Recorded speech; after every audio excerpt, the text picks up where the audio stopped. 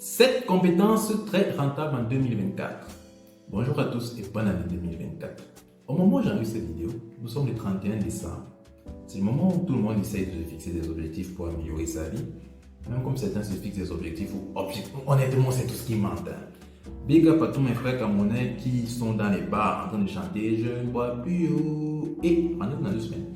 Donc, plus sérieusement, si tu veux gagner 100 ou 200 000 francs par mois, voire plus sur Internet, c'est maintenant que tu dois te préparer. C'est pour ça qu'aujourd'hui, je te propose de voir 7 compétences très rentables en 2024. Aucune d'entre elles ne nécessite de faire de longues études ou de repartir à l'université. Pour faire ces classements, je me suis basé sur 3 sites web. Le premier, c'est Coursera, avec son Skills Jobs Report de 2024. Le deuxième, c'est le Developer Survey 2023 de Stack Overflow. Et le troisième, c'est Statista. Si tu veux en savoir plus sur ces études et ces rapports, check le lien en description.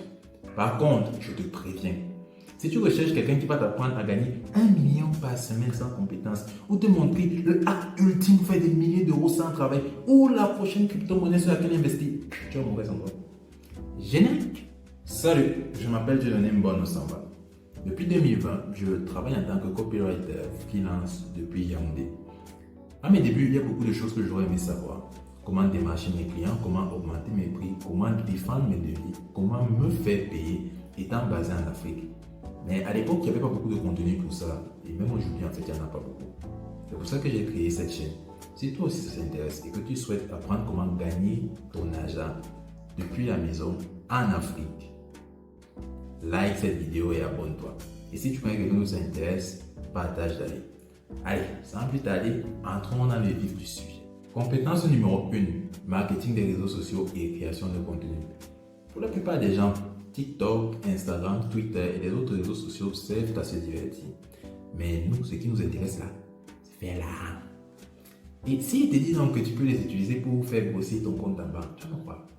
Rassure-toi, je ne vais pas te parler de regarder des publicités, de cliquer sur des liens ou de farmer des satoshis. Non, ça c'est pas rentable.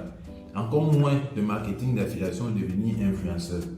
Ce ne sont pas mes domaines de compétences. Non. Est-ce que tu as entendu parler du marketing des réseaux sociaux et de la création de contenu? Attends, je t'explique. Commençons par le marketing des réseaux sociaux. Il s'agit de toutes les stratégies à mettre en œuvre pour atteindre une audience sur, essaye de deviner, les réseaux sociaux, justement. À chaque fois que tu vois un post Instagram d'une marque, d'un influenceur, pas seulement Instagram, TikTok, Facebook, tous les réseaux sociaux, c'est du marketing des réseaux sociaux. Il y a quelqu'un derrière qui a mis tout son cœur à rédiger un post pour générer de l'émotion, des commentaires, des likes ou des partages. C'est aussi la même chose lorsque tu écris par exemple à ta star préférée. Généralement, c'est un community manager qui gère ça. Et petite mention spéciale, si tu es un client de OnlyFans et de Memes, parce que oui, je suis sûr qu'il y a des Africains qui regardent ça. Comment te dire ça sans te briser le cœur? Les filles à qui tu écris là, c'est pas elles qui te répondent. Généralement, ce sont des hommes comme toi et moi.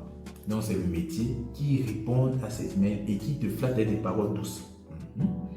Donc, maintenant, venons au deuxième point. La création de contenu. Le nom en lui-même dit tout. En tant que créateur de contenu, tu vas deviner, créer des contenus. Il peut s'agir d'articles de blog, d'emails, de pages de vente, de vidéos longues, de shorts et j'en passe. Bref, ces 2 niches-là ont énormément de points en commun et c'est pour ça que je les ai rassemblés. Sans transition, parce que je galère à en trouver, voici les 7 compétences les plus recherchées et les plus bombotiques dans cette niche en 2024 selon Coursera. Number 1, SEO.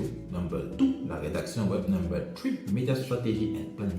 Number 4, montage vidéo de contenu court. Number 5, media buying. Je t'explique tout ça en détail tout de suite. 1. Le SEO. Le SEO signifie Search Engine Optimization. C'est ça qui permet à certains sites web d'apparaître en premier sur Google quand tu fais une recherche. Et laisse-moi te dire un petit truc. Les entreprises sont prêtes à mettre des milliers d'euros sur la table pour apparaître sur la première page. Si tu ne me crois pas, passe sur ComeUp, Fiverr ou Upwork et tu tapes SEO. Si tu réussis à les positionner dans le top 3, là on est ça. C'est pas pour rien qu'elles le font. Et ouais, les 3 sites web les plus hauts récoltent à eux seuls près de 70% des clics et du trafic. Pour les business et les entrepreneurs, ne pas être sur la première page signifie que personne ne va les voir. Et si personne ne les voit, ils ne font pas de vente. Et s'ils ne font pas de vente, pas d'argent. Bref, les experts SEO et les consultants sont énormément recherchés et bien payés. Et je sais que j'en fais partie. Number 2, la rédaction web. Bon, nous les rédacteurs web, notre boulot c'est de rédiger les textes que tu vois sur Internet. Que ce soit des articles de blog, des newsletters, des posts LinkedIn, des formations en ligne, on écrit tout ce qui s'écrit. Point. Quand j'ai commencé en 2020, mes premiers textes, c'était des articles de blog. Honnêtement, quand j'ai regardé, c'était pas ouf. C'était juste des contenus pour booster le SEO des sites web satellites ou clonés. Maintenant, en 2024, est-ce que c'est encore possible de commencer par ce type de contenu? Clairement, je ne pense pas. Parce qu'au cours de l'année, ChatGPT, Jasper et toutes les autres IA génératives sont devenus très populaires et sont devenus très efficaces. Ce qui pose une question pour le propriétaire de blog. Pourquoi s'il te confiait la rédaction de ses contenus alors qu'il peut lui-même les générer via un prompt? En plus, c'est moins cher. C'est vrai qu'il te payait déjà pas bien. Mais là, en plus, il n'a rien à payer. C'est ça qui explique que le marché de la création de contenu low cost a baissé. Mais il n'est pas mort. Pas du tout. Le marché a juste changé. Il a fait un shift, comme les anglo-saxons disent. Donc, pour 2024, si tu veux te lancer dans la rédaction web, je te recommande vraiment de miser sur les contenus courts, les emails, les pages FAQ et les posts sur les réseaux sociaux. Maintenant, si tu veux faire des articles de blog longs, parce que ça aussi, ça passe encore, il va falloir te spécialiser. J'en parlerai dans une autre vidéo. Compétence numéro 3, le Media Strategy and Planning. Donc, du stratège média est crucial pour les business. C'est lui qui pense et réfléchit à l'organisation des stratégies marketing pour les marques. Il détermine les audiences, crée les personas, les différentes campagnes, les objectifs des campagnes. C'est même lui qui détermine les plateformes à utiliser, le budget, etc. Et après tout ça, quand les campagnes sont finies, il a la lourde mission d'analyser les résultats pour faire des recommandations. Compétence numéro 4, Media Buying. Le Media Buyer est un spécialiste de publicité payante sur les différentes plateformes. Clairement, si tu te sens à l'aise avec les Google Ads, les YouTube Ads, les TikTok Ads, les Instagram Ads, tout ce que tu veux qui prend Ads à la fin, ce métier est fait pour toi. Compétence numéro 5, le montage des vidéos courtes. Là, peu importe le type d'influenceur que tu suis, que ce soit des influenceurs de bavardage, des influenceurs de business, peu importe la niche, ils font des vidéos courtes. Tu ne vas pas trouver un influenceur ou un créateur de contenu qui ne s'est pas lancé dans les vidéos courtes. Toutes les plateformes adorent ces vidéos de maximum 1 minute et les mettent en valeur. C'est un excellent moyen pour capter l'attention des lecteurs ou des visionneurs et de faire grossir sa communauté. Elles sont suffisamment longues pour attirer l'attention, suffisamment courtes pour que l'internet regarde en entier, suffisamment addictives pour qu'il passe énormément de temps dessus. Par contre, c'est simple de comparer si tu le plaques devant les gens en reportage de 1h30. Moins de la moitié d'entre vous vont arriver à la fin. Et c'est là que se trouve l'opportunité de 2024. Les monteurs vidéo. Pas tous. Ceux qui sont capables de dynamiser des vidéos et de les découper pour en faire des shorts, ils sont de plus en plus prisés et courtisés sur les plateformes. Compétence numéro 2, l'analyse de données. Au 19e siècle, Rockefeller a fait fortune parce qu'il était la ressource la plus convoitée au monde, pétrole. Au 20e siècle, Bill Gates et Steve Jobs ont créé des logiciels qui sont devenus indispensables pour les entreprises. Au 21e siècle, Aliko Dangote a créé le plus grand conglomérat d'Afrique de l'Ouest en vendant une matière dont tout le monde avait besoin sur le continent et a encore besoin, le ciment. C'est la même chose qui est en train de se passer en ce moment dans le monde du digital. Mais ce n'est pas le ciment ni les systèmes d'exploitation ou le pétrole qui sont recherchés, mais les données. Car maintenant, toutes les entreprises, quelle que soit leur taille, s'appuient sur les données pour prendre des décisions. Et quand je dis que ce sont les données qu'elles recherchent, ce n'est pas totalement vrai parce qu'elles ont les données, elles en génèrent des gigas à la seconde. Chaque clic, chaque déplacement de souris que tu fais sur Internet est enregistré. Non, ce dont elles ont besoin, c'est quelqu'un qui va analyser ces données. L'analyse de données est une compétence rare et extrêmement recherchée. Je ne t'apprends rien. Tu connais la loi de l'offre et de la demande. Il y a une forte demande, il y a peu de spécialistes. Conséquence, les prix grimpent. Les prix pour ces spécialistes, ça grimpe. Et justement, pour être plus précis, dans le rapport Coursera Jobs Skills Report 2024, dont je te rappelle encore que le lien en commentaire, ils ont spécifié très exactement les compétences recherchées pour l'analyse de données. Il y en a 4. La première, c'est Power BI. Si tu ne connais pas, c'est d'analyse de données de Microsoft. Il s'intègre à la suite Office et est largement utilisé par les organisations de toute taille. Deuxième compétence, c'est la maîtrise du logiciel Tableau.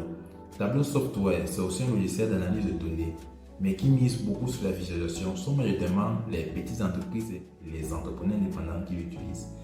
Compétence numéro 3, la visualisation de données au sens large. Ici, en fait, il s'agit de concevoir, développer et évaluer des modèles de visualisation de données. Compétence numéro 4, la Business Intelligence. Concrètement, un spécialiste de la BI prend des données brutes, les nettoie et extrait des insights pertinents pour ses clients. Clairement, si tu veux en savoir plus sur le dit rapport, je te rappelle encore que le lien est en description. En plus, bon, c'est un peu de la publicité, mais Coursera propose des cours spécifiques pour ces sujets-là. Après, j'ai envie de dire, non pas faire la recherche pour rien non plus. Compétence numéro 3, le deep work ou l'art de vraiment travailler. Bon, en lisant ce titre, te dis que je vais seulement dire des trucs du genre, prenons une voix grave pour que ça passe mieux. Lève-toi à 6 heures, va à la salle de sport, ne parle dans les bars, ne fréquente plus tes amis qui t'aident pas à avancer sur tes projets. Écarte-toi de tout ce qui te fait avancer à tes projets. Parce qu'un mal pétard, oublie tes amis, pas d'appétit. Pas du tout, ça fait mal à la poche. Bon, pas totalement. Ce sur quoi en fait je veux attirer ton attention, c'est sur le fait que, comme beaucoup de personnes, il y a de fortes chances que tu ne travailles en réalité jamais à 100%. Il y a de fortes chances qu'en réalité, tu passes moins de 3 heures à travailler par jour. Je m'explique. Lorsque tu es au travail, combien de fois est-ce que tu regardes ton téléphone? Combien de fois est-ce que tu WhatsApp ou tu te perds sur ton fil TikTok? Je suis très sûr dans cette question, réfléchis-y. Ou encore, combien de temps est-ce que tu passes à bavarder avec ton entourage, tes collègues? Et je sais même qu'il y a les courageux qui, étant au travail, regardent des vidéos de tonton Johnny à l'hôpital, tonton Johnny à la NASA. Si tu ne sais pas qui est tonton Johnny, ne cherche pas à savoir. Ne tape pas Johnny Sins dans ton moteur de recherche. Ne tape pas. Sérieusement. Il faut installer une app comme Clockify et chronométrer ton temps de travail. Tu vas être surpris. À chaque fois que tu es distrait, il te faut au moins 23 minutes pour te reconcentrer. Selon une étude de l'Université de Californie, Irvine. Sans concentration, tu peux t'asseoir faire 10 heures devant ton PC. La vérité, c'est que tu ne vas rien produire comme n'y va. Alors, un conseil, quand tu dis que tu travailles, travaille vraiment. Si tu veux aller plus loin, je te recommande l'excellent livre Deep Work de Cal Newport. Allez, passons à la prochaine compétence numéro 4, le développement de logiciels et d'applications mobiles. Entre nous là. Si je faisais la liste 6 sans mettre les développeurs, je n'ai pas trouvé ça bizarre. Il faut savoir que les personnes capables de programmer des applications et des logiciels sont extrêmement recherchées. Mais ça, je suppose que tu le sais déjà. Par contre, est-ce que tu sais quels sont les langages de programmation les plus rentables de 2023? Ceux-là où, quand tu poses un devis au client, ne parle pas trop. Stack Overflow poser la question aux développeurs de sa plateforme. Et voici le top 5 des langages de programmation les plus lucratifs. Par contre, je te préviens de bonnes chances que tu n'aies jamais entendu parler beaucoup de ces langages. Numéro 1, Zig. Numéro 2, Erlang. Numéro 3, F#. Numéro 4, Ruby. Numéro 5, Clojure. C'est quand même assez spécialisé. Hein? C'est quoi ça, Clojure? Clojure, j'ai jamais entendu. Donc, qu'est-ce que c'est que ça, Clojure? Donc, selon Wikipédia, Clojure est un langage de programmation fonctionnel compilé multiplateforme et destiné à la création de programmes sûrs et facilement distribuables. Jamais entendu parler. Nos amis les devs, dites-nous en commentaire à quoi servent tous ces langages de programmation, s'il vous plaît. Surtout le premier là, Zig. Bon, maintenant, Statista et GitHub ont aussi fait leur liste. Sauf que eux, ils se concentrent sur les langages les plus utilisés de 2023. Voici le classement de GitHub. Number 1, JavaScript, c'est pas surprenant. Numéro 2, Python. Numéro 3, TypeScript. Numéro 4, Java. Et numéro 5, C#. Bon, dans le classement de Statista, il y a aussi HTML et CSS, mais l'idée générale est là. Côté framework, Coursera est plus précis et recommande 2 frameworks. React pour créer des applications web et mobiles. Django pour faire de même aussi, mais avec du Python. Je pourrais aussi parler des architectes logiciels qui eux aussi sont très recherchés dans ce domaine-là, mais ça demande beaucoup d'expérience et c'est un peu hors vidéo, donc je préfère laisser. Compétence numéro 5, la cybersécurité. Les professionnels en cybersécurité ont une particularité. Ce marché est très particulier parce que chaque année, la demande en experts augmente. Pourtant, le nombre de personnes compétentes dans ce domaine ne suit pas. Il y a vraiment un gap entre ce dont on a besoin et ce qu'il y a. Et c'est ça qui rend ce job très lucratif parce qu'il n'y a pas beaucoup d'experts sur ça. Et il y a beaucoup de cours qui abondent là-dessus. Par contre, il faut avoir de bonnes connaissances en réseau. Compétence numéro 6, la vente à distance et la négociation. La vente à distance ou le closing, pour ceux qui lisent beaucoup les livres américains, là, il faut savoir que tous les entrepreneurs, absolument tous, ont le même problème, vendre leurs produits. Si tu ne vends pas, tu ne fais pas de chiffre d'affaires et sans chiffre d'affaires, même la meilleure volonté du monde, tu t'écroules. C'est pour ça que plus haut j'ai parlé du marketing de réseau et de la création de contenu, ça marche beaucoup en B2C. Par contre, quand il s'agit du B2B ou de vente de gros articles, c'est là où les closers entrent en jeu. Ta mission, si tu l'acceptes, sera de démarcher des clients pour ton client à toi. Et si tu fais une vente, tu as droit à une commission. Plus tu vends, plus tu as de commission. Compétence numéro 7, l'assistance virtuelle. Enfin, laisse-moi te parler d'un métier que tu peux faire là, tout de suite, centre de formation, l'assistant virtuel. Tout ce dont tu as besoin, c'est de savoir utiliser ton ordinateur, d'être ponctuel, c'est-à-dire livré à l'heure et rigoureux. Voici par exemple le type de mission que tu vas effectuer. Répondre aux emails de ton client, organiser ses rendez-vous, gérer son agenda, répondre à ses clients à lui, rédiger les procès-verbaux des réunions et j'en passe. L'essentiel, c'est vraiment d'être ponctuel, d'être capable de livrer dans les temps, d'être poli. J'insiste sur poli parce que beaucoup de freelance camerounais ne sont pas polis. Voilà. Donc, merci de m'avoir suivi jusqu'ici. Et avant de partir ici, le contenu t'a plu? Lâche un like, abonne-toi, partage. J'espère vraiment qu'on va aller loin ensemble. C'était Dieudonné Bonosamba.